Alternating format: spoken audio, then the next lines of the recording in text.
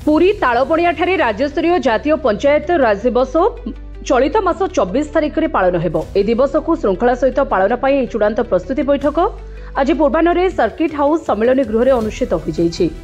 अध्यक्षता कर भारप्राप्त जिलापाल शरदचंद्र बेहेरा समस्त को स्वागत करने सहित राज्यस्तरीय जातीय पंचायत राज दिवस पुरी जिले में पालन पर सरकार निष्पत्ति नहीं, जहाँ एक स्वागत योग्य पदक्षेप बोली कहिथिले।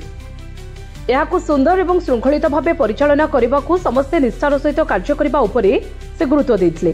विभिन्न विभाग को जो दायित्व दि जाउछि ताहाको अग्राधिकार भित्तिरे संपूर्ण करने को से निर्देश देथिले। तेबे राज्यस्तरीय यह कार्यक्रम आसंताकाली पूर्वाह्न 10:30 समय आरंभ हो।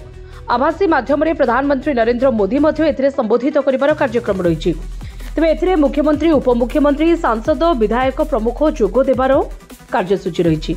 सेपरी मुख्य सचिव सहित अन्य विभाग सचिव मान जोग देवार कार्यसूची रही।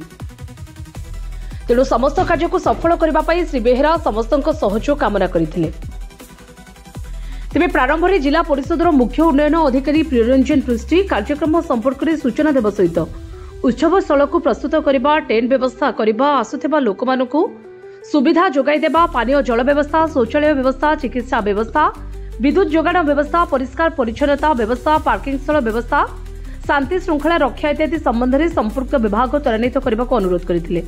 तेबे ए संपर्क में विस्तृत आलोचना हेबा सहित संपुक्त विभाग माने कार्य त्वरान्वित पई भारप्राप्त जिलापाल निर्देश देथिले।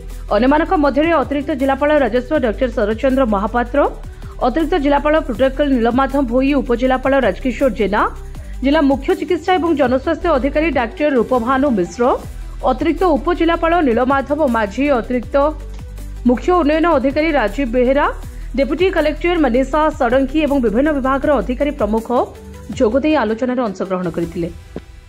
ब्यूरो रिपोर्ट, जे न्यूज।